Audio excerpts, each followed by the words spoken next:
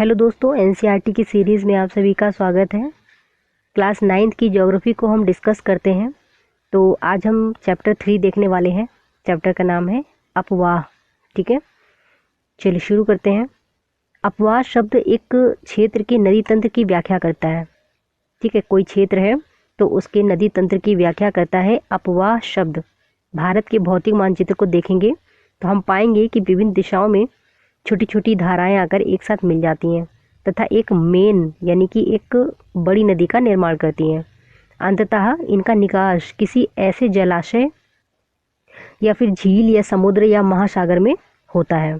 तो एक नदी तंत्र द्वारा जिस क्षेत्र का जल प्रभावित होता है, ठीक है, उसे एक अपवाह द्रोणी कहते हैं।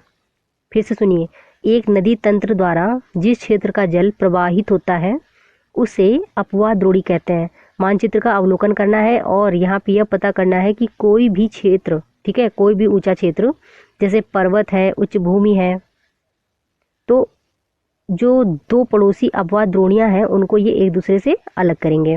जैसे यहाँ पे ये देखिए, ये जल विभाजक जहाँ पे लिखा हुआ है तो ये कोई पर्वत है या ऊंचा स्थान है, तो ये बीच में जल विभाजक का कार्य करेगा। ठीक है, आगे बढ़ते हैं।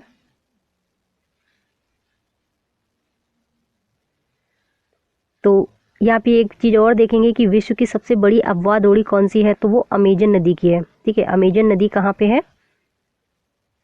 ब्राज़ील में। सबसे बड़ी जो अपवाह द्रोणी है वो अमेजन की है।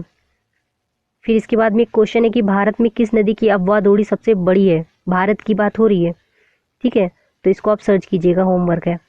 अब हम आगे देखते हैं कि भारत में अपवाह तंत्र, भारत की अपवाह तंत्र का नियंत्रण, ठीक है, जो मेनली भौगोलिक आकृतियों के द्वारा होता है। इस आधार पर भारतीय नदियों को दो मुख्य भागों में विभाजित किया जाता है। एक होता है आपका हिमालय की नदियाँ और दूसरा होता है प्रायद्वीप भारत की नदियाँ। उस दिन हमने मैप में समझाया था आपको कि प्रायद्वीपीय भारत जो नीचे वाला है, गोंडवाना लैंड का पार्ट, और जो हिमालयी नदियाँ हैं, ठीक है, जो ऊपर हिमालय पर्वत है उससे निकलने वाली नदियाँ। तो दो प्रकार की नदियाँ जो है भारत में अपवाह तंत्र बनाती हैं। ठीक है, वन बाई वन करके हम सबको देखेंगे। आगे बढ़ते हैं। यहाँ पे हम देखते हैं कि भारत के दो मुख्य भौगोलिक क्षेत्रों से उत्पन्न होने के कारण हिमालय तथा प्रायद्वीपीय नदियाँ एक दूसरे से भिन्न हैं। ठीक है ना, तो जो हिमालय से निकलने वाली नदियाँ हैं वो अलग हैं और प्रायद्वीपीय भारत से या क्षेत्र से निकलने वाली नदियाँ जो है वो अलग हैं। अब देखिए कि हिमालय की अधिकतर नदियाँ जो होती हैं वो 12 होती हैं, यानी कि वो जो है साल भर, ठीक है, साल भर जो है उनमें पानी रहता है, क्योंकि इन्हें वर्षा के अतिरिक्त ऊंचे पर्वतों से पिघलने वाली हिम यानी कि बर्फ, ठीक है, इनके द्वारा भी जल मिलता है। अब हिमालय की दो मुख्य नदियां हैं, कौन कौन सी? एक है सिंधु तथा ब्रह्मपुत्र। इस पर्वत श्रृंखला के उत्तरी भाग से निकलती हैं। ठीक है, लोकेशन आप देख लीजिएगा। फिर देखिए कि इन नदियों ने पर्वतों को काटकर गार्जों का निर्माण किया है। सपोज करें कि वेट, वैसे भी चित्र में हम देखेंगे, जैसे मान लें कि ये भारत का ऊपर वाला हिस्सा है, ठीक है, और यहाँ से ये ऐसे जाके पूरा ये कुछ कुछ इस तरह का है, ठीक है, इस तरह का। तो यहाँ से यदि सिंधु निकली है तो एक गार्ज इधर कहीं बना है और एक जो गार्ज है वो कहीं इस साइड में बना हुआ है। ठीक है, तो कुछ इस प्रकार से ये बताना चाह रहे हैं आपको। तो क्या है कि हिमालय की नदियाँ अपनी उत्पत्ति के स्थान से लेकर समुद्र तक के लंबे रास्ते को तय करती हैं। ठीक है ना, यानी कि जहाँ से वो उद्गम उनका हुआ है वहाँ से ले करके वो एक लंबा रास्ता जो है उसको तय करती हैं। फिर यहाँ पे हम एक चित्र भी देख लेते हैं कि गार्ज कैसे दिखते हैं हमें। तो देखिए यहाँ पे चित्र है और ये कभी पर्वत जो है बिल्कुल बराबर हुआ करता होगा इस प्रकार से, लेकिन नदियों ने निकल निकल के इसको काटना शुरू किया होगा और आज के टाइम पे इसकी कुछ स्थिति कुछ इस प्रकार की हो गई है, यानी बीच से नदियाँ निकल रही हैं और ये इधर का सिस्टम जो है उठा हुआ है। ठीक है, आगे बढ़ते हैं। यहाँ पे कुछ इम्पोर्टेंट अपवाह प्रतिरूप दिए हैं। दोस्तों ये जो इम्पोर्टेंट एनसीईआरटी क्लास 6 की है ना ज्योग्राफी, इससे बहुत अच्छे प्रश्न फंसते हैं। अगर आप कोई ऑथेंटिक बुक नहीं पढ़ पा रहे हो तो सिर्फ एनसीईआरटी पढ़ रहे हो तो इसी से आप काफ़ी कुछ वहाँ पे क्लियर कर सकते हो। तो देखें कि ये एक अपवाह प्रतिरूप में धाराएं एक निश्चित प्रतिरूप का निर्माण करती हैं जो कि उस क्षेत्र की भूमि की ढाल, जलवायु संबंधी अवस्थाएं ये जो आपके अधस्थ शैल संरचना है इन पे आधारित होती है। ठीक है, तो ये कितने कितने प्रकार की होती हैं, तो यहाँ पे आप चित्र में देखिए। ठीक है, तो सबसे पहले यदि हम चित्र नंबर आ देखें तो ये है धूमाकृतिक अपवाह। ठीक है, धूमाकृतिक अपवाह। अब जो है धूमाकृति प्रतिरूप तब बनता है जब धाराएं उस स्थान के ये जो भूस्थल होते हैं इनकी ढाल के अनुसार बहें। ठीक है ना, ढाल के अनुसार बहें। इस प्रतिरूप में मुख्य रूप से क्या है, इसकी जो मुख्य धारा होती है उसकी सहायक नदियां एक वृक्ष की शाखाओं की भांति प्रतीत होती हैं। ठीक है, तो धूमाकृतिक का बात हो रहा है यहाँ पे। इसके बाद में यहाँ पे एक चीज देख लीजिए, जो धूमाकृतिक आकृति है, ये वाला है ना धूमाकृतिक जो अपवाह है, ये जो है प्रतिरूप में मुख्य धारा तथा उसकी सहायक नदियां एक वृक्ष की शाखाओं की भांति प्रतीत होती हैं। यहाँ पे आप चित्र में खुद ही देख लीजिए कि कुछ वृक्ष की जो शाखाएं हैं उस जैसी प्रतीत हो रही हैं। फिर जो है जब सहायक नदियां मुख्य नदी में समकोण पर आके मिलती तब हम कहते हैं जालीनुमा अपवाह। ठीक है, तो ये जो है आपका जालीनुमा अपवाह है, जब सहायक नदियां आकर के आपको समकोण पे मिलती हैं बड़ी नदी पे, तो उसको कहते हैं जालीनुमा प्रतिरूप। ठीक है, फिर देखिए जालीनुमा प्रतिरूप वहाँ विकसित करता है जहाँ कठोर और मुलायम चट्टानें समानांतर पाई जाती हैं। अब आयताकार अपवाह प्रतिरूप प्रबल संधित शैली भूभाग पर विकसित होते हैं। ये है आपका। ठीक है, तो अब इसके बाद में ये आपका चौथा वाला है आरी प्रकार का। ठीक है, आरी प्रतिरूप ये कब होते हैं, जब केंद्रीय शिखर गुम्बद जैसी संरचना धाराएं विभिन्न दिशाओं में प्रवाहित होती हैं। तो क्या आप यहाँ पे देख पा रहे हैं गुम्बद जैसा सीन है ऊपर से, और ये नदियाँ नीचे जा रही हैं ऐसे करके। ठीक है, तो इनमें इम्पोर्टेंट तो है ही चारों, लेकिन यदि आप यहाँ पे दो भी समझ लेते हैं, एक इम्पोर्टेंट कौन कौन सा सबसे ज़्यादा है, तो पहला है आपका धूमाकृतिक जिसको वृक्ष आकार की संरचना कहते हैं। दूसरा है अरी अपवाह। अरी का मतलब जो कोई गुम्बद या ऊंचाई से निकलने वाली नदियां हैं, तो इनको जो है इनको अगर याद कर लिया तो आप एलिमिनेट कर लोगे। ठीक है, अब आगे बढ़ते हैं। यहाँ पे एक पिक्चर भी दिखाया गया है, यहाँ पे थोड़ा सा हम देख लेते हैं इसको। तो सबसे पहले यहाँ पे नदी की विभिन्न अवस्थाएं हैं, नदी किस प्रकार से उद्गम होता है और किस प्रकार से ये बहती है। ठीक है, तो सबसे पहले नदी का स्रोत देखें कि कहीं से ये अगर स्रोत यहाँ से इसका हुआ है तो इसका जो ऊपरी भाग ये वाला है, उसके बाद में मध्य भाग से ये होते होते जो है बहते बहते फिर विसर्ग का रूप ले रही है। ठीक है, विसर्ग क्या है, सारी चीज़ें आगे हम बात करेंगे। फिर गोखुर झील की बात करेंगे। ये सारे प्रश्न आते हैं एग्ज़ाम में, बहुत ध्यान से पढ़िएगा। फिर इसका जो निचला भाग है, इसके बाद जब फाइनल जो है ये जाती है महासागर में मिल रही है, बंगाल की खाड़ी में मिल रही है ना, तो फिर ये एक डेल्टा का निर्माण करती है। खास कर ये मैदानी भागों में ही होता है डेल्टा। ठीक है, तो हम ये सारी चीज़ें देखेंगे। इसके बाद में हम देखते हैं कि लंबे रास्ते को ये जो है तय करती हैं समुद्र तक जाने में। तो ये जो मार्ग हैं ये उनके ऊपरी भागों में तीव्र अपर्दन क्रिया करती हैं। ठीक है, जब वहाँ से आ रही हैं बह के तो ये तीव्र जो है अपर्दन क्रिया करें। अब अपर्दन शब्दावली क्या है, हमने इससे पहले भी बात किया था कि क्या है, ये अपने साथ में काफ़ी भारी मात्रा में सिल्ट बालू ये सारी चीज़ें लाती हैं। ठीक है, और मध्य एवं निचले भागों में ये नदियाँ विसर्ग गोखुर झील जिसका अब हमने चित्र में बात किया है, तो ये सारे जो है अपने बाढ़ वाले मैदान में बहुत सी अन्य निक्षेपण आकृतियों का निर्माण करती हैं। ठीक है, फिर ये पूर्ण विकसित डेल्टाओं का भी निर्माण करती हैं। डेल्टा क्या है अभी हम बात करेंगे। अधिकतर प्रायद्वीपीय नदियाँ क्या होती हैं, मौसमी होती है। देखिए अभी हमने हिमालय से निकलने वाली नदियों के बारे में थोड़ी सी जानकारी ली है, अब हम आते हैं प्रायद्वीपीय नदियों के बारे में। तो जो अधिकतर प्रायद्वीपीय नदियाँ होती हैं वो मौसमी होती हैं। मौसमी का मतलब क्या है कि इनका जो जल होता है वो वर्षा पर निर्भर करता है। अब देखिए कि शुष्क जो मौसम है उसमें बड़ी नदियों का जल भी घटकर छोटी छोटी धाराओं में बहने लगता है। हिमालय की नदियों की तुलना में यदि हम देख लें, बहुत ध्यान से सुनिएगा, कि हिमालय की नदियों की तुलना में प्रायद्वीपीय नदियों की जो लंबाई होती है वो कम भी होती है तथा छिछली होती है। तो लंबाई कम है तथा छिछली है। ठीक है, और जो हिमालय से निकलने वाली नदियाँ हैं वो लंबी भी काफ़ी हैं तथा छिछली की जगह पे काफ़ी गहरी हैं। ठीक है, तो यहाँ पे क्या है कि फिर भी जो कुछ ऐसी प्रायद्वीपीय नदियां हैं जिनमें से कुछ केंद्रीय उच्च भूमि से निकलती हैं तथा पश्चिम की तरफ बहती हैं। ठीक है ना, अब केंद्रीय उच्च भूमि का मतलब क्या समझे यहाँ पे हम, हम समझ लेते हैं कि अब अरी अपवा की बात कर रहा है कि कोई मान लीजिए कि कोई पहाड़ है, वहाँ से नदियाँ निकली, तो अरी अरी संरचना ही तो बनाएंगी ना। अमरकंटक का पहाड़ याद आ रहा है ना आपको। तो इस प्रकार से जैसे हम एग्जाम्पल की बात करें, ऐसी दो नदियाँ जो कहाँ पे गिरने की बात हो रही है इनकी, तो ये जो है आपकी पश्चिम साइड में गिरने की बात हो रही है। तो कौन सी नदियाँ हैं? दो एग्जाम्पल दिमाग में आया होगा, नर्मदा और ताप्ती। ठीक है, तो इनकी बात यहाँ पे हो रही है। तो प्रायद्वीपीय भारत की अधिकतर नदियाँ पश्चिमी घाट से निकलती हैं तथा बंगाल की खाड़ी में गिरती हैं। एक चीज नोटिस कीजिएगा यहाँ पे कि जो प्रायद्वीपीय पठार है, हमने बहुत पहले भी जो आपका पूर्वी घाट है और जो पश्चिमी घाट है, ठीक है, कुछ इस प्रकार का भारत का जो पूर्वी और पश्चिमी घाट है, तो यहाँ का जो ये वाला घाट है ये सतत है, ठीक है, और ये कटा छटा है, तो ये कुछ ऊंचा भी है। और इसके कटने छटने का रीज़न भी यही था कि काफ़ी नदियाँ हैं यहाँ से निकलती हैं और बंगाल की खाड़ी में जाके गिरती हैं, तो वो यहाँ पे काट छाट देती हैं। लेकिन दो नदियाँ ऐसी भी हैं जो अरब सागर में गिरती हैं, ठीक है, नर्मदा और ताप्ती। अब हम आगे देखेंगे, यहाँ पे है हिमालय की नदियाँ। तो सबसे पहले हम देख लेते हैं जो हिमालयी नदियाँ हैं कौन कौन सी हैं। सिंधु, गंगा, ब्रह्मपुत्र, ठीक है, सिंधु, गंगा और ब्रह्मपुत्र, इनकी लोकेशन मैप में एटलस में देखिएगा, ठीक है। तो ये जो है प्रमुख नदियाँ हैं, प्रमुख की बात हो रही है। ये नदियाँ लंबी हैं तथा अनेक महत्वपूर्ण बड़ी जो सहायक नदियाँ हैं बड़ी बड़ी वाक़ई इनमें मिल जाती हैं। किसी नदी तथा उसकी सहायक नदियों को नदी तंत्र कहते हैं।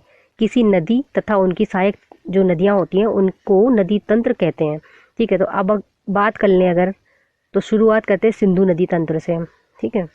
बहुत इंपॉर्टेंट होने वाला है ये चैप्टर आपके लिए, देखते रहें और दोस्तों तक इसको शेयर भी करें, ठीक है। तो यहाँ पे सबसे पहले देखिए सिंधु नदी तंत्र के बारे में। तो सिंधु नदी का उद्गम कहाँ से होता है, यहाँ पे एक मैप बना लें यदि हम, या फिर ऐसे करते हैं कि यहाँ पे एक मैप है तो उसी को हम देख लेते हैं, ठीक है। ये है मैप, भारत तथा मुख्य नदियाँ एवं झीलें, ठीक है, झीलें हैं, मैप है, मैप में और नदियाँ भी हैं। तो यहाँ पे हम देखें कि सिंधु नदी तंत्र, सबसे पहले सिंधु नदी की ही बात हुई है, तो हम यहाँ पे सिंधु नदी तंत्र देख लेते हैं। ये जो नदी है, तो यह जो नदी है सिंधु नदी तंत्र, ये जो है मानसरोवर झील से, यानी कि जो तिब्बत में है, ठीक है, तिब्बत के निकट मानसरोवर झील से। हालांकि बहुत ज़्यादा डीप नहीं दिया है इसमें, जो आप नेक्स्ट जो 10th क्लास की पढ़ोगे ना तो उसमें और अच्छी तरीके से दिया होगा। फिलहाल जो लिखा है उसी को हम देखते हैं। तो जो सिंधु नदी का उद्गम है मानसरोवर झील के निकट तिब्बत में है, ठीक है, यहाँ से ये निकलती है और कुछ इस प्रकार से ऐसे होके जाती है, ठीक है ना। तो यहाँ पे आप इस चीज़ को देख लें। यह नदी भारत में जम्मू कश्मीर से लद्दाख जिले में प्रवेश करती है, ठीक है। यहाँ पे आप देखिए चित्र में, तो ये जो है जम्मू कश्मीर से लद्दाख जिले में प्रवेश करती है। देखिए ये उस टाइम का मैप है जब जम्मू कश्मीर और लद्दाख एक JNK ही हुआ करता था, ठीक है ना। तो ये यहाँ से लद्दाख, ये मान के चलें कि ये लद्दाख से प्रवेश करती है फिलहाल में, वर्तमान में। इस भाग में यह बहुत ही सुंदर दर्शनीय गार्ज का निर्माण करती है, ठीक है। इस क्षेत्र में बहुत सी सहायक नदियाँ हैं जैसे जास्कर, नुब्रा, श्योक, हुंजा, ये सारे, ठीक है ना। तो इनको जरूर ध्यान रखेंगे, एक आध क्वेश्चन इससे मिल सकता है। अब देखिए कि सिंधु नदी बलूचिस्तान तथा गिलगिट से बहते हुए अटक में, ठीक है ना, अटक में ये जो है पर्वतीय क्षेत्र है उससे बाहर निकलती है, ठीक है। इसके बाद में देखें तो सतलज, ब्याज, रावी, चेनाब तथा झेलम आपस में मिलकर के पाकिस्तान के मिठानकोट के पास में सिंधु नदी से मिलती हैं। तो मैप में आप देखिए यहाँ पे, तो ये निकल रही है यहाँ से और इसके साथ में झेलम, चेनाब, रावी, सतलुज, ये सारे यहाँ पे मिठानकोट के पास में मिल रहे हैं, ठीक है। तो यहाँ पे ये आपस में मिलते हैं। इसके बाद में ये नदी दक्षिण की ओर बहती हुई कहाँ जाती है, अरब सागर में मिल जाती है। सिंधु नदी के मैदान का ढाल जो है ना वो बहुत धीमा है। फिर सिंधु द्रोणी का जो 1/3 से कुछ अधिक भाग भारत के जम्मू कश्मीर, हिमाचल तथा पंजाब में, तथा जो शेष भाग है वो पाकिस्तान में। तो इसका जो ज़्यादातर भाग है वो पाकिस्तान में, ठीक है। आगे देखेंगे, यहाँ पे एक चीज़ नोट करने वाली है कि जो सिंधु जल समझौता हुआ था एक संधि के तहत, तो इसमें 1960 के टाइम पे ये हुआ था, ठीक है। ये सन याद रखेंगे 1960, ठीक है। और इसके अनुसार भारत इस नदी के प्रक्रम के जल में, जो जल है इसका, भारत जो है 20% यूज कर सकता है। यानी कि जो सिंधु रिवर है तो भारत जो है इसका जल 20% यूज कर सकता है। ठीक है, और इस जल का उपयोग हम पंजाब, हरियाणा, राजस्थान के जो दक्षिण पश्चिम भाग है ना उनके लिए सिंचाई के लिए हम इसका यूज करते हैं। बाकी पूरा पाकिस्तान इसका जल जो है यूज करता है। इसके बाद में जो आपका नेक्स्ट रिवर है, नदी तंत्र है, वो है गंगा नदी तंत्र। तो हम मैप का ही यूज कर रहे हैं, आप लोग के पास अगर बुक हो तो आप वहाँ से भी देख सकते हैं। तो गंगा नदी तंत्र की यदि हम बात करें तो गंगा की जो मुख्य धारा है भागीरथी, ठीक है, भागीरथी जो है वो गंगोत्री हिमानी से निकलती है तथा अलकनंदा उत्तराखंड के देवप्रयाग में इससे मिलती है। हरिद्वार के पास गंगा पर्वतीय भाग को छोड़कर मैदानी भाग में प्रवेश करती है। देखिए 9th स्टैंडर्ड है तो बहुत ही सिंपल में दे रखा है इसको। ठीक है, तो यहाँ पे आप मैप में भी देख पा रहे हैं कि हरिद्वार में गंगा जो है ये पर्वतीय भाग में प्रवेश कर रही है और यहाँ पे अलकनंदा उत्तराखंड के देवप्रयाग में इससे मिलती है गंगा से। ठीक है, इसके बाद में हम बात करते हैं कि हिमालय से जो निकलने वाली बहुत सी नदियाँ हैं वो आके गंगा में मिल जाती हैं। तो कौन कौन सी ऐसी नदियाँ जो गंगा में आके मिलती हैं? ठीक है, तो यहाँ पे देखेंगे एक चीज़, यहाँ पे ये भी ध्यान रखेंगे कि जो गंगा नदी है वो गंगोत्री ग्लेशियर से निकलती है। ठीक है, उत्तराखंड के उत्तरकाशी से। ठीक, इसी के बाद में ये सारी एक्टिविटीज़ होती हैं कि वो आगे आती है, फिर इस अलकनंदा जो है देवप्रयाग में इससे मिल जाती है, फिर ये हरिद्वार के पास जो है पर्वतीय मैदान में पर्वतीय भाग को छोड़ के मैदान में इंटर करती है। तो इस प्रकार से जो इन्फॉर्मेशन है। इसके बाद हम देख लेते हैं कि इससे जो मिलने वाली सहायक नदियाँ वो कौन कौन सी हैं। तो सबसे पहले यमुना मिलती है जो कि इसकी जो है पश्चिमी सीमा रेखा जो सीमा बनाती हुई हरियाणा के साथ में और उत्तर प्रदेश के बीचों बीच से गंगा नदी यमुना निकल है जो इससे सीमा बनाती है। इसके बाद में घाघरा है, गंडक है, कोसी है। ठीक है ना, तो ये इसमें कुछ मुख्य मुख्य नदियाँ हैं, हालांकि हैं तो बहुत सारी, इसमें हम पूरी डिटेल में बात करेंगे। अभी इस बुक में जितना दिया है उतना ही देखेंगे। इसके बाद में हम बात करते हैं कि यमुना नदी जो है यमुनोत्री हिमानी से निकलती है। ठीक है, बंदरपुंछ नाम के स्थान से। अब देखिए कि यह गंगा के किस किनारे में समानांतर बहती है। तो ये है जो गंगा के दाहिने किनारे पे समानांतर बहती है तथा इलाहाबाद में, ठीक है, इलाहाबाद में गंगा में आके मिल जाती है। घाघरा, गंडक तथा कोसी नेपाल हिमालय से निकलती हैं। ध्यान रखेंगे, घाघरा, गंडक तथा कोसी जो है ये तीनों नदियाँ जो आपको दिख रही हैं ये नेपाल हिमालय से निकलती हैं। ठीक है, पेंसिल का यूज करो तो सीन छिप जाता है। तो ये तीनों जो है नेपाल हिमालय से निकलती हैं। अब देखें कि इसके कारण प्रत्येक वर्ष जो उत्तरी मैदान है, ठीक है, उनके कुछ हिस्सों में बाढ़ आती है जिसकी वजह से बड़े पैमाने पे जान माल का नुकसान होता है। यहाँ पे देखिए कि ये वो नदियाँ हैं जो मिट्टी को उपजाऊपन प्रदान करके कृषि योग्य भूमि बना देती हैं। तो यहाँ पे जो हमने हिमालय से निकलने वाली नदियाँ देख ली हैं, अब हम बात करते हैं प्रायद्वीपीय भारत से निकलने वाली नदियों की। मतलब ये वही नदियाँ हैं जो गंगा में ही आके मिलेंगी। ठीक है ना, तो इसमें कौन कौन सी नदियाँ हैं? तो एक है आपकी चंबल, बेतवा और सोन। हालांकि है तो कुछ और, इस बुक में इतना ही दिया है।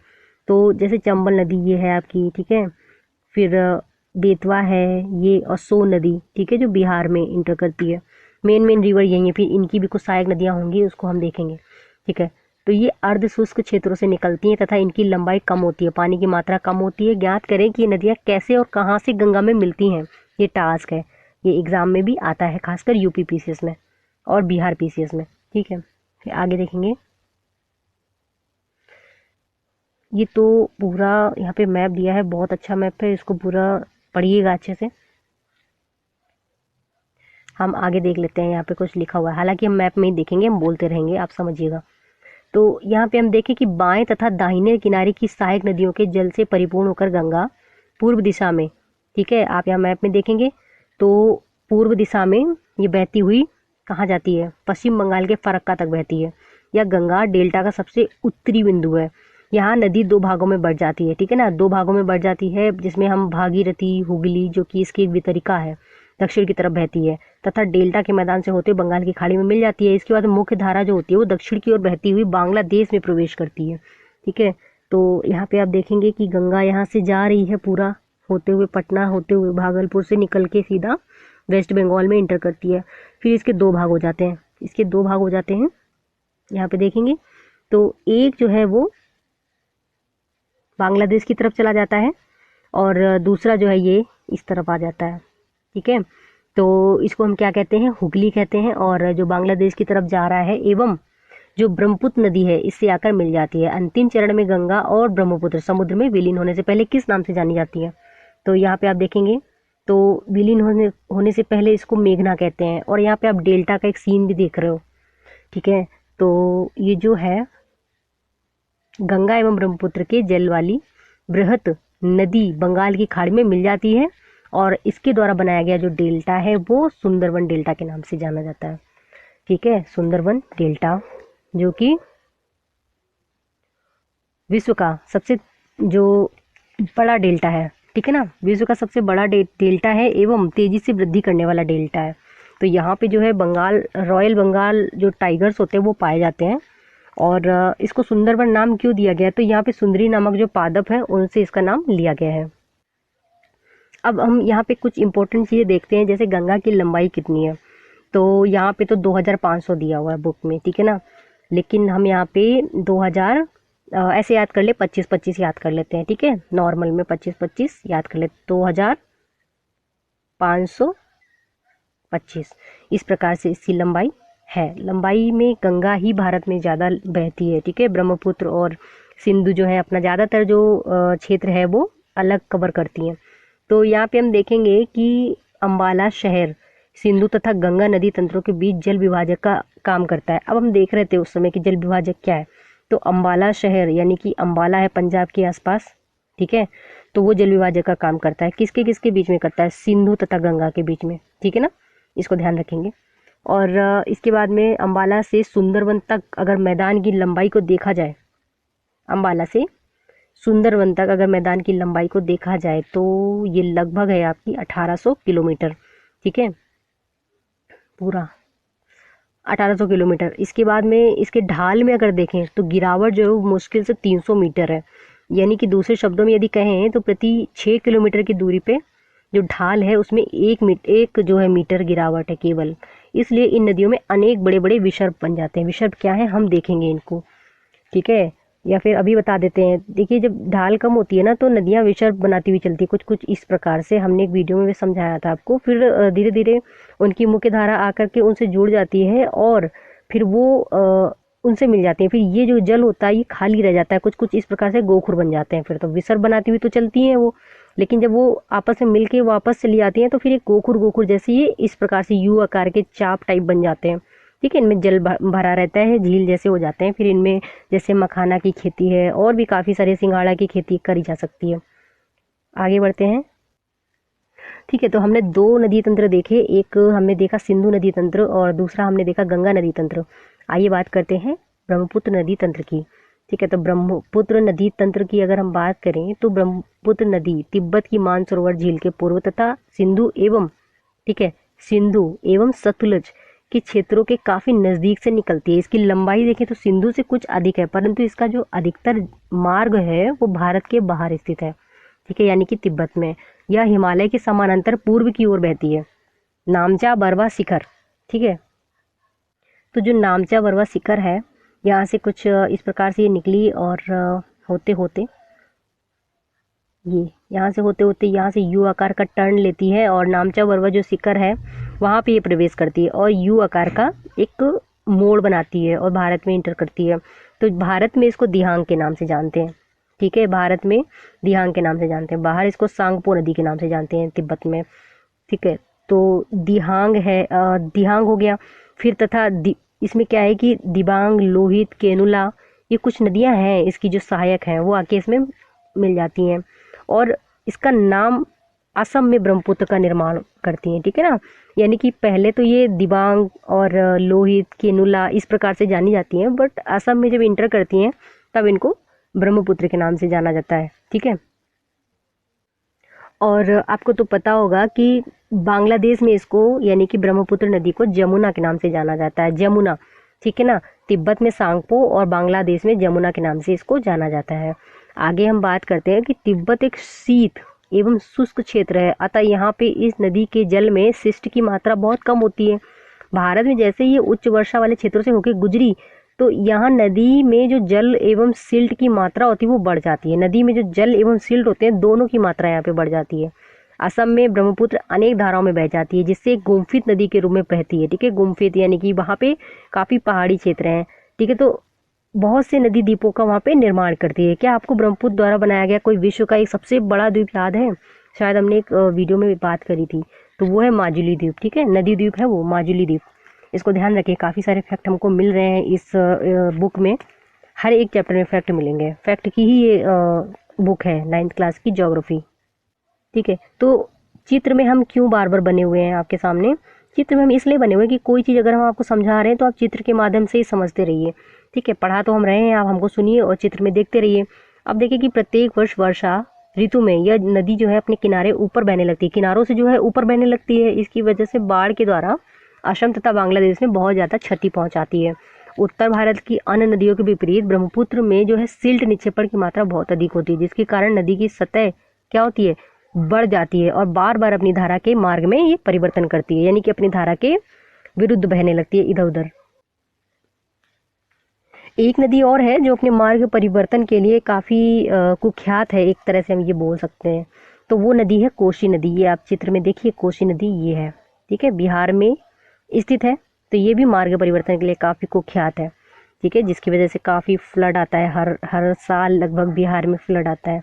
ठीक है, तो ये हो गया। अब भाई बात करते हैं प्रायद्वीपीय भारत की नदियों के बारे में। तो यहाँ पे आप प्रायद्वीपीय भारत की नदियों को देखिए। ठीक है, तो पहले देख लेते हैं कि प्रायद्वीपीय भारत में मुख्य जल विभाजक का निर्माण पश्चिमी घाट द्वारा होता है। बहुत ध्यान से सुनिएगा, जो पश्चिमी घाट है ये है और ये है पूर्वी घाट। तो यहाँ पे जो है मुख्य जल विभाजक का जो काम होता है वो पश्चिमी घाट द्वारा होता है, जो पश्चिमी तट के निकट, ठीक है, उत्तर से दक्षिण की ओर स्थित है। उत्तर यहाँ से लेके नीचे दक्षिण की ओर तक स्थित है। यहाँ पे देखें कि प्रायद्वीपीय भाग की अधिकतर मुख्य नदियाँ जैसे महानदी, ठीक है, महानदी है, गोदावरी, कृष्णा, कावेरी, ये सब पूर्व की ओर बहती हैं। ठीक है, ये सब पूर्व की ओर बहती हैं और ये नदियाँ अपने मुहाने पे क्या बनाती हैं, डेल्टा बनाती हैं। ठीक है, डेल्टा बनाती हैं। पश्चिमी घाट से पश्चिम में बहने वाली अनेक छोटी धाराएं हैं, जिसमें आपकी कौन कौन सी हैं, कलर चेंज करते हैं। तो यहाँ पे नर्मदा, तापी, ये दो बड़ी नदियाँ हैं ऐसी जो अरब सागर में गिरती हैं। ठीक है, यहाँ पे ऑलरेडी एक चित्र बना हुआ है नर्मदा का, ये है, और तापी नदी ये है। तो ये जो है दो बड़ी ऐसी नदियाँ हैं जो अरब सागर में गिरती हैं। इसके बाद हम मेनली जो है नर्मदा की नदी की ही बात करते हैं। इसको थोड़ा सा जूम इन कर लेते हैं। तो जो इस नदी का उद्गम है वो मध्य प्रदेश में अमरकंटक पहाड़ी के निकट है। ठीक है, अरी प्रकार का, अरी भूल गए, एक ऐसा कुछ यहाँ से नदियाँ निकल रही हैं। ठीक है, तो ये जो अमरकंटक है उसी पहाड़ी के निकट है इसका उद्गम, एमपी में।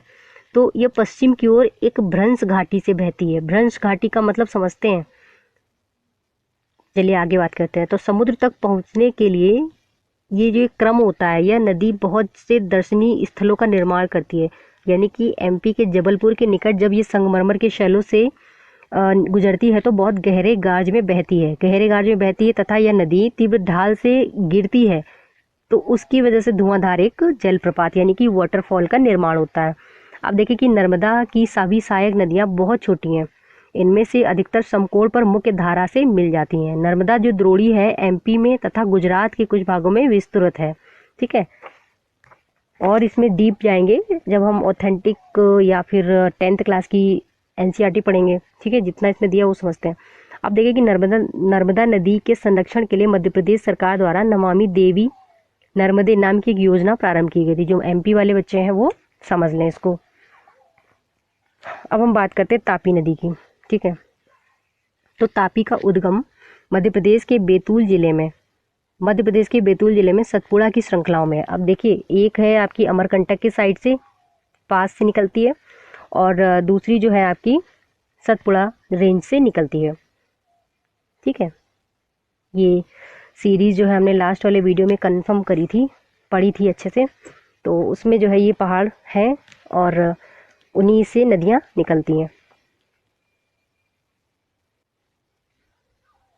इसके बाद में हम देखते हैं कि इसकी लंबाई काफ़ी कम है। इसकी जो द्रोणी है एमपी, गुजरात, महाराष्ट्र इन राज्यों में है।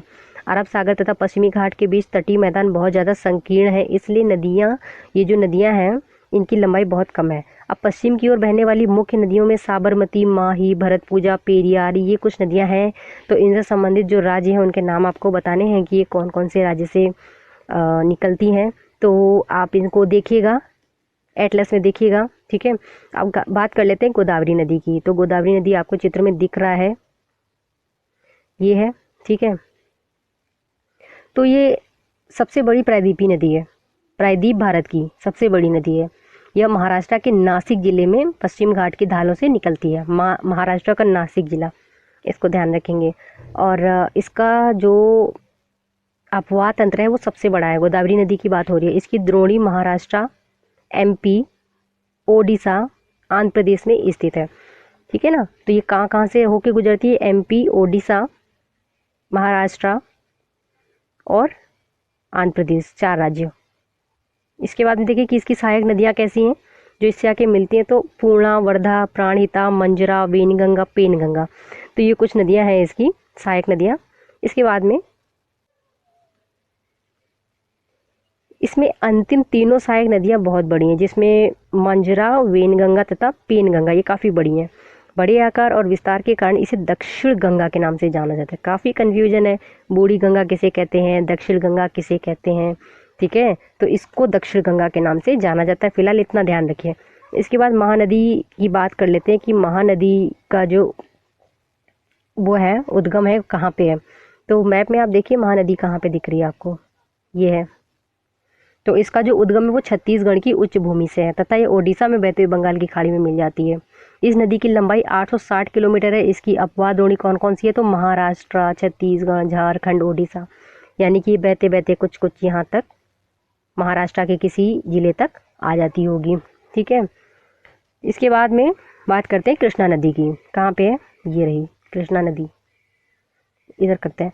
तो कृष्णा नदी के बारे में अगर बात करें तो महाराष्ट्र के पश्चिमी घाट के महाबलेश्वर, ठीक है, महाबलेश्वर के निकट एक स्रोत है, वहाँ से निकलती है और लगभग 1400 किलोमीटर बहकर ये बंगाल की खाड़ी में गिर जाती है, ठीक है, ये यहाँ से।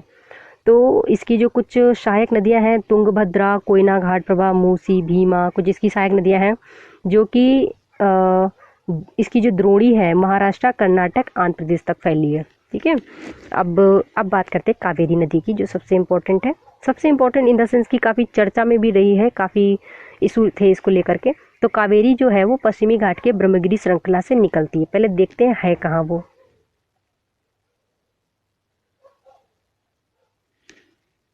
ठीक है। तो वो ये है, यहाँ पे है तथा ये तमिलनाडु के कुडलूर, ठीक है, वहाँ से जो है दक्षिण में बंगाल की खाड़ी में आके मिल जाती है। अब इसकी जो लंबाई है वो 760 यानी कि 760 किलोमीटर है। इसकी जो सहायक नदियाँ हैं अमरावती है, भवानी है, ठीक है, और हेमावती, काबिनी, ये कुछ इसकी सहायक नदियाँ हैं। इसके बाद में देखते हैं इसकी द्रोणी के बारे में। तो वो है तमिलनाडु, केरल, कर्नाटक तथा पुडुचेरी। अब इसके बाद हम देखें कि भारत में दूसरा सबसे बड़ा जलप्रपात कावेरी नदी ही बनाती है, जिसको शिव समुद्रम के नाम से जाना जाता है। अब बात करते हैं कि इन बड़ी नदियों के अतिरिक्त कुछ छोटी नदियाँ भी हैं जो कि पूर्व की तरफ बहती हैं। दामोदर, ब्रह्मणी, वैतरणी, सुवर्ण रेखा, ये कुछ हैं जो एटलस में आपको देखना होगा। कुछ ये इधर पूर्वोत्तर, ये पूर्वी साइड में यहाँ पे है। इसके बाद में हम देखते हैं झीलों के बारे में, ठीक है। तो झीलों के बारे में यदि हम देखें तो कश्मीर घाटी की जो प्रसिद्ध झील है डल, ठीक है, नाव वाले घरों तथा शिकारा से तो आप परिचित ही होंगे, तो जो प्रत्येक वर्ष हजारों पर्यटकों को आकर्षित करते हैं। इसी प्रकार आप जो झीलें हैं उनके स्थानों पे भी आप गए होंगे या सुना होगा। तो वहाँ पे नौकायान, तैराकी तथा अन्य जलीय खेल होते हैं, उनका जो है काफ़ी आनंद लिया जाता है, ठीक है। अब आप गए नहीं या गए हैं तो आप देखिएगा उसको। इसके बाद देखते हैं कि हम यहाँ पे कुछ इम्पोर्टेंट झीलों के बारे में देख लेते हैं जो भारत में जगह जगह पे हैं। तो झीलें क्या हैं कि पृथ्वी की सतह के गर्त वाले भागों में जहाँ जल जमा हो जाता है उसको झील कहते हैं, ठीक है। गर्त वाले भागों में जहाँ जल जमा हो गया उसको झील कहते हैं। और झील जो है बड़े आकार वाली झीलें जो होती हैं जिनको समुद्र भी कहा जाता है, जैसे कि आपने अरल सागर सुना होगा, कैप्सियन सागर सुना होगा, मृत सागर सुना होगा, तो ये झील ही होती हैं। बट क्या होता है कि इनका जो साइज होता है वो इतना बड़ा होता है कि इनको सागर नाम दिया गया। भारत में भी कुछ ऐसी झीलें हैं जो एक दूसरे को के जो आकार हैं तथा लक्षण हैं इनमें डिफरेंट डिफरेंट हैं। अधिकतर जो झीलें हैं वो स्थायी होती हैं तथा कुछ केवल वर्षा ऋतु के पानी पे ही जो है उसमें होती हैं।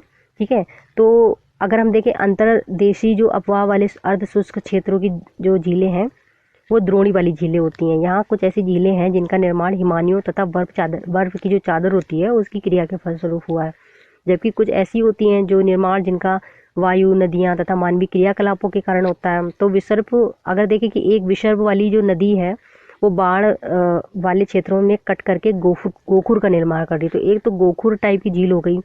एग्जाम में क्वेश्चन ऐसे आ जाते हैं कि जो गोखुर है, ठीक है, या चाप आकार है, तो ये प्रायद्वीपीय भारत की जो नदियां हैं उनका उदाहरण है या फिर हिमालय से निकलने वाली नदियों का उदाहरण है। तो इसको आप देखिएगा। ठीक है, तो ये हिमालय से निकलने वाली नदियां हैं जिसमें विसर्प बन रहे हैं, गोखुर बन रहे हैं। तो एक तो इस तरह की झील हो गई। फिर एक होती है आपकी स्पिट तथा बार यानी कि रोधिकार यानी कि तटीय क्षेत्रों में होती है, जिसको बोलते हैं लैगून के नाम से, यानी चिल्का लेक, पुलिकट जो आंध्र प्रदेश में, चिल्का कहाँ पे है, उड़ीसा में है, फिर कोलेरू झील है। इस प्रकार से ये नदियाँ हैं। अब एक होती है अंतर्देशीय टाइप की, जिसमें जो है कभी कभी मतलब वो मौसमी होती है, जैसे कि राजस्थान की सांभर झील, ठीक है ना, एक लवण जल का झील है, वो काफ़ी नमकीन है यहाँ से, तो नमक के निर्माण में उसका उपयोग किया जाता है। हम इसके बाद बात करते हैं मीठे पानी की झीलों के बारे में, जो कि हिमालय क्षेत्र में स्थित है। ठीक है, तो हिमानियों से बनी होती है वो, तो वहाँ का पानी जो होता है पीने योग्य होता है, यूज करने योग्य होता है, जिसमें जो है यानी कि दूसरे शब्दों में देखें तो ये तब बनी होती हैं जब हिमानियों ने या तो कोई द्रोणी बनाई हो, ठीक है, और उसमें जो है हिम पिघले और जल भर जाए, कुछ इस प्रकार से ये बनी होती हैं। फिर देखें कि किसी क्षेत्र में शिलाओं अथवा मिट्टी से हिमानी मार्ग बंध गए, ऐसे कुछ, तो इससे बनती हैं वो। यानी कि इससे विपरीत अगर हम देखें जम्मू एंड कश्मीर की वुलर झील को, तो वो भूगर्भीय क्रियाओं से बनी हुई है। ठीक है, यह भारत की सबसे बड़ी मीठे पानी वाली झील है और नेचुरल है। फिर डल झील, भीमताल, नैनीताल, लोकताल, ये बड़ा पानी, कुछ कुछ इंपॉर्टेंट झीलें हैं जो मीठे पानी की झीलें हैं। ठीक है, मैप में तो आप देख ही रहे होंगे। इसके बाद में कुछ अतिरिक्त जल विद्युत उत्पादन के लिए नदियों पे बांध यानी कि डैम बनाने से भी झीलों का निर्माण हो जाता है, जैसे गुरु गोविंद सागर। ठीक है, गुरु गोविंद सागर ये रहा आपका। ठीक है, तो भाखड़ा जो नंगल डैम था उसके बनने से ये बना। तो इसके काफ़ी सारे इस प्रकार की झीलों के भी काफ़ी एग्जाम्पल्स हैं। ठीक है, और इसके बाद अगर हम देखें कि झीलें मानव के लिए क्यों इम्पोर्टेंट हैं, तो काफ़ी कारण है जिसके लिए ये इम्पोर्टेंट है। जैसे काफ़ी तेज़ बहाव होता है तो उसको ये कम करने में, या अत्यधिक वर्षा होती है तो बाढ़ को रोकने में सहायक है। सूखे के टाइम पे हम इसके पानी को यूज़ कर सकते हैं। झीलों का जो यूज होता है वो जल विद्युत उत्पन्न करने के लिए किया जाता है।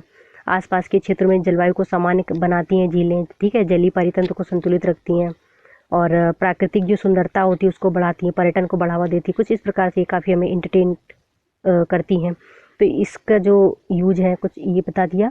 इसके बाद में हम बात करते हैं नदियों का जो अर्थव्यवस्था में इम्पोर्टेंस होता है, ठीक है, वो क्या होता है। तो इसके बाद में हम देखते हैं कि संपूर्ण मानव इतिहास में नदियों का अत्यधिक महत्व रहा है। नदियों का जो जल मूल प्राकृतिक संसाधन है तथा अनेक मानवीय क्रियाकलापों के लिए अनिवार्य है। यही कारण है कि नदियों के जो तट होते हैं, इन्होंने प्राचीन काल से आदिवासियों को अपनी ओर आकर्षित किया है। ठीक है, बड़े गांव बड़े शहर में परिवर्तित हो गए। अपने राज्य में उन शहरों की एक सूची तैयार करनी है जो नदी के किनारे स्थित है, जैसे कानपुर गंगा नदी के किनारे स्थित है। ठीक है, इसी प्रकार से अलग अलग काफ़ी सारे एग्जाम्पल हैं। इसके बाद हम बात करते हैं कि भारत एक ऐसा देश है जहाँ पे अधिकांश जनसंख्या जीविका के लिए कृषि पे निर्भर है। वहाँ पे सिंचाई, नौ संचालन, जल विद्युत निर्माण में नदियों का बहुत महत्व है। तो ये आपके आंसर राइटिंग में भी सहायता करेगा। ठीक है, और इसके बाद में राष्ट्रीय नदी संरक्षण योजना एक आई थी, NRCP। ये प्रोजेक्ट आया था 1985 में, जिसमें गंगा नदी के लिए जो एक्शन प्लान लाया गया था। फिर 1995 में राष्ट्रीय नदी संरक्षण योजना आई थी। ये भी कुछ फैक्चुअल क्वेश्चन है, हो सकता है कि सहायता करें। ठीक है, तो इसको देखिएगा। फिर इसके बाद में नदी प्रदूषण के बारे में बात करते हैं। ठीक है, रिवर पोल्यूशन। तो नदी जल की घरेलू, औद्योगिक तथा कृषि में जो बढ़ती डिमांड है उसके कारण में क्या है कि इसकी जो क्वालिटी है तो उसमें जो है काफ़ी इसका प्रभाव हुआ है।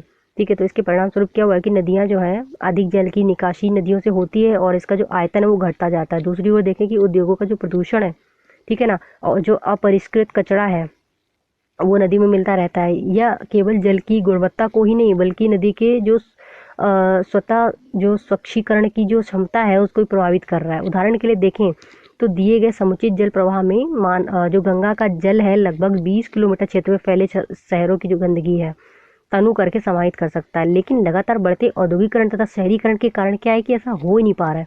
अब अनेक नदियों में प्रदूषण का जो स्तर है वो बढ़ता जा रहा है। नदियों में बढ़ते प्रदूषण के कारण इनको स्वच्छ बनाने के लिए अनेक ऐसी जो योजनाएं हैं वो लाई गई हैं या लागू करी गई हैं। ठीक है। तो क्या आपने कभी ऐसी किसी कार्य योजना के बारे में सुना है? अभी हमने बात की थी 1985 में जो आया था, क्या आया था? राष्ट्रीय नदी संरक्षण योजना। ठीक है जी। तो ये है। और राष्ट्रीय नदी संरक्षण योजना जो है 1995 में आया था। जो गंगा नदी की सफाई थी वो 1985 से स्टार्ट हुआ था अभियान। ठीक है ना। तो ये कुछ कुछ चीज़ें हैं, लेकिन कुछ नहीं होता है। लॉकडाउन जो हुआ था तब अपने मन से सारी नदियाँ साफ हो गई थी। ठीक है ना। तो मानो कि एक्टिविटी बहुत है, ये लोग तो बहुत सारा पैसा खर्च करते हैं परियोजनाओं में, मगर इसका कोई रिजल्ट खास दिखता नहीं है।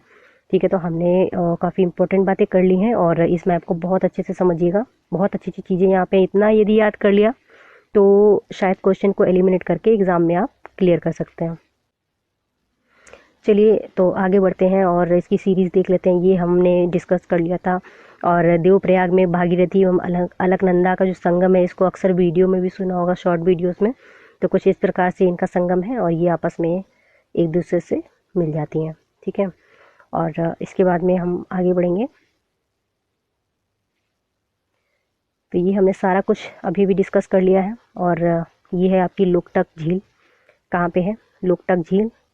ठीक है। तो ये है आपकी मणिपुर में। हाँ, इसके बाद में आगे बढ़ेंगे। इसके बाद में हम देखते हैं कि ये तो हमने बात कर ली राष्ट्रीय नदी संरक्षण योजना के बारे में। तो यहाँ पे काफ़ी डिटेल में दिया, हमने बहुत शॉर्ट में इसको पढ़ा था। ये गंगा कार्य योजना है, इसकी क्रियाकलापों का पहला जो चरण था वो 1985 में आरंभ किया गया था एवं इसे 31 मार्च 2000 में बंद कर दिया गया। फिर जो है इस प्रकार से इसने काफ़ी कुछ दे रखा है। ठीक है। और फिर हम आगे देखते हैं। यहाँ पे हमारा सीरीज स्टार्ट हो गया कि हम अभ्यास लगा लेते हैं, बहुत इंपॉर्टेंट है। कुछ पढ़ा है और अभ्यास नहीं लगाया तो मान के चलें कि कोई फ़ायदा नहीं होने वाला है। चलिए शुरू करते हैं। तो यहाँ पे जो पहला प्रश्न दिया है कि निम्न में से कौन सा वृक्ष की शाखाओं के समान जो अपवाह प्रतिरूप प्रणाली है उसको दर्शाता है। तो कौन सा है जो वृक्ष के समान है? तो वो दुमाकृतिक है। हमने पहले बात करी थी दुमाकृतिक के बारे में। सेकंड क्वेश्चन है बुलर झील निम्न में से किस राज्य में स्थित है? तो बुलर झील जो है सेकंड क्वेश्चन में देखें तो ये जम्मू एंड कश्मीर में स्थित है। नर्मदा नदी का उद्गम पूछ रहे हैं कहाँ पे है? तो ये जो है ना अमरकंटक के पास में है। ठीक है। नेक्स्ट क्वेश्चन देखते हैं। निम्न में से कौन सी लवणीय जल वाली झील है? ऐसी कौन सी झील है जिसका जल जो है लवड़ी है? लवड़ी इन द सेंस की वो नमकीन है, खारा है। तो सांबर का है, राजस्थान में स्थित है, जयपुर में।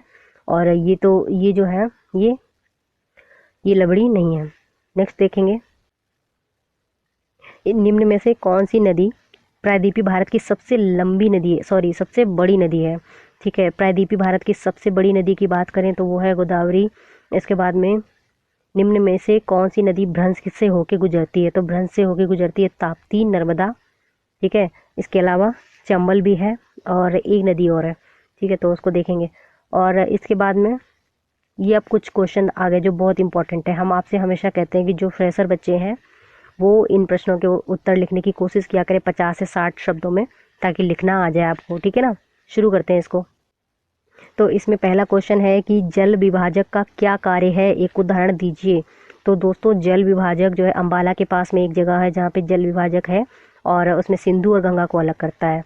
ठीक है। यानी कि दो बड़े जल क्षेत्रों को अलग कर दे। ठीक है। जल विभाजक कहलाता है। ठीक है ना। और ये भी हो सकता है कि जैसे वेस्टर्न घाट जो है वो भी जल विभाजक का कार्य करते हैं ना, तो क्या होता है कि पानी बरसेगा वो इसी साइड आएगा या इस साइड में नहीं जाएगा।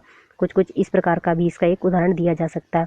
नेक्स्ट क्वेश्चन देखते हैं। भारत में सबसे विशाल नदी द्रोणी कौन सी है? भारत में सबसे विशाल नदी द्रोणी कौन सी है? भारत की बात कर रहा है, दक्षिण भारत में बात करता तो गोदावरी होता प्रायद्वीपीय भारत की। और यदि ये सबसे विशाल नदी द्रोणी की बात करें तो गंगा माना जाएगा। ठीक है। सिंधु तथा गंगा नदियाँ कहाँ से निकलती हैं? तो सिंधु और गंगा कहाँ से निकलती है? तो सिंधु तो हमने बताया था आपको कि मानसरोवर के पास से निकलती है और गंगा जो है आपकी गंगोत्री ग्लेशियर से निकलती है उत्तराखंड में। अगला प्रश्न देखेंगे कि गंगा की 2 मुख्य धाराओं के नाम बताएं और ये कहाँ पे एक दूसरे से मिलकर के गंगा नदी का निर्माण करती हैं।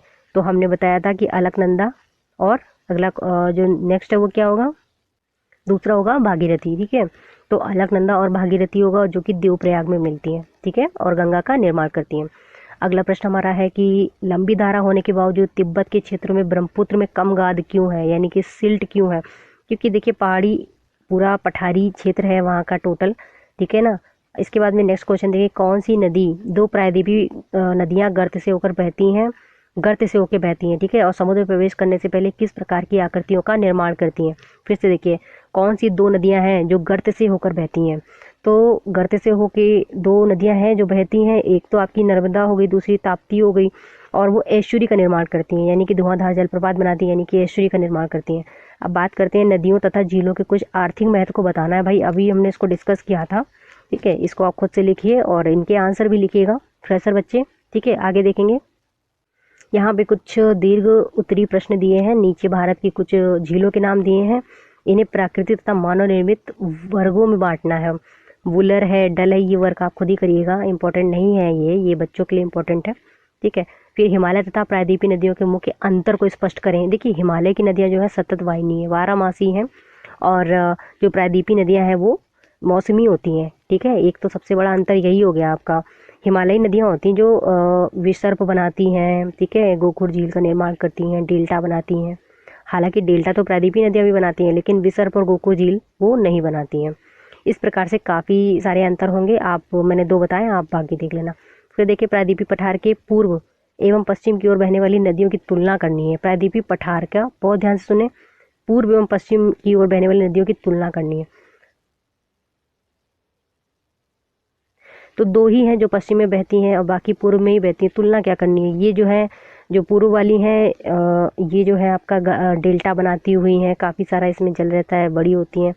ठीक है, डेल्टा बनाती हैं। लेकिन जो ये होती हैं ये तो ये डेल्टा नहीं बनाती, एस्चुरी का निर्माण करती हैं। इस प्रकार से आप इसको देखिएगा। फिर किसी देश की अर्थव्यवस्था के लिए नदियाँ क्यों महत्वपूर्ण है, बहुत अच्छे से समझाया था अभी, उसको आप देख लेना। अब यहाँ पे मानचित्र है, आपको चेक करना होगा कौन सी नदी कहाँ पे है। ठीक है, इस प्रकार से हमारी ये सीरीज़ हो गई कंप्लीट, और मिलते हैं आपसे नेक्स्ट वीडियो में। तब तक के लिए वीडियो पे बने रहिए, और हाँ, दोस्तों को शेयर ज़रूर करिएगा, तभी मेरी मेहनत में सफलता मिलेगी। ठीक है दोस्तों, मिलते हैं आपसे नेक्स्ट वीडियो में, तब तक के लिए जय हिंद।